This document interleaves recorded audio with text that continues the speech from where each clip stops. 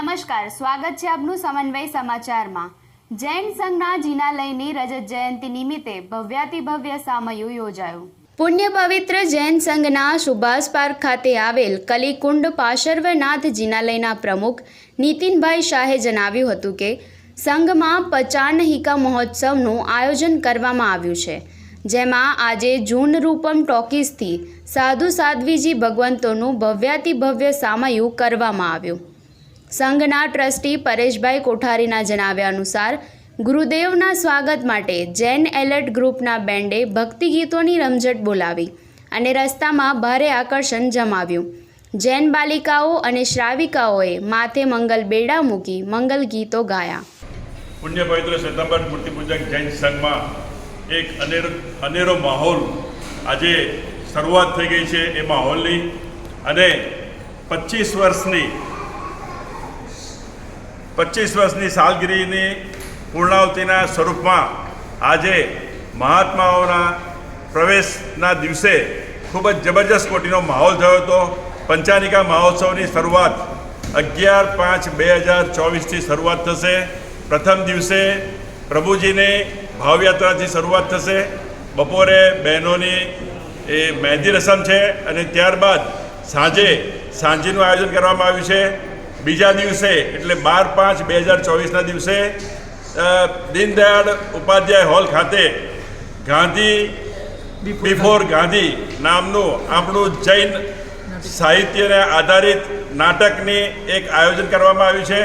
વડોદરામાંથી તમામ જૈન ભાઈઓ તથા બહેનોને આના માટે આમંત્રણ મોકલવામાં આવેલ છે, અને તમામને મારી વિનંતી છે કે દીનદયાળ ઉપાધ્યાયમાં સવારે 9 કલાકે 12/5/2024ના દિવસે આ પધારશો અને મહેરબાની કરશો જી।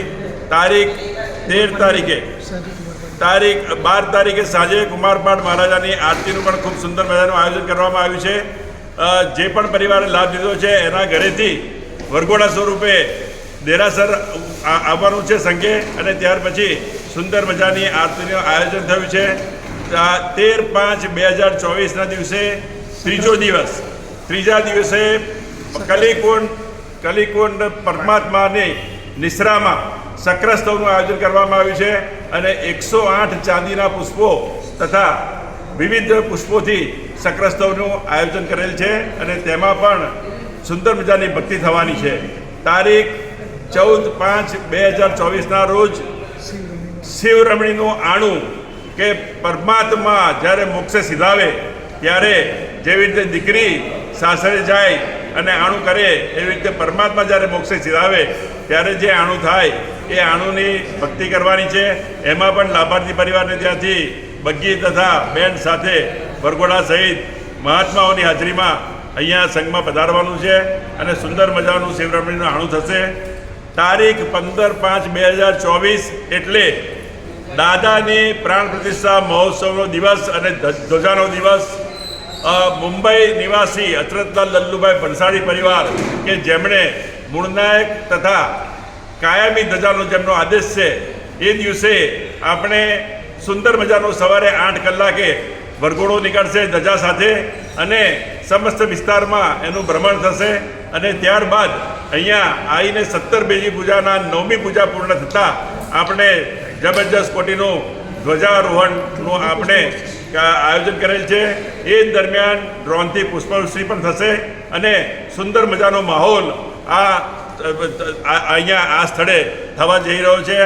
રાત્રે સાંજના સમયે અહીંયા મહાપૂજાનું આયોજન કરવામાં આવેલું છે, અને સુંદર મજાનું દેરાસર અને આપણું આ કક્ષને આપણે શણગારીશું। તો તમામ વડોદરાવાસીઓને મારી નમ્ર વિનંતી છે કે આ તમામ પ્રસંગોમાં લાભ આપી અને સંઘની ઉપર આશીર્વાદ આપે। સંઘમાં 11થી 15 સુધી 5 દિવસનો મહોત્સવ યોજાશે, જેમાં વિવિધ કાર્યક્રમોનું આયોજન કરવામાં આવ્યું છે।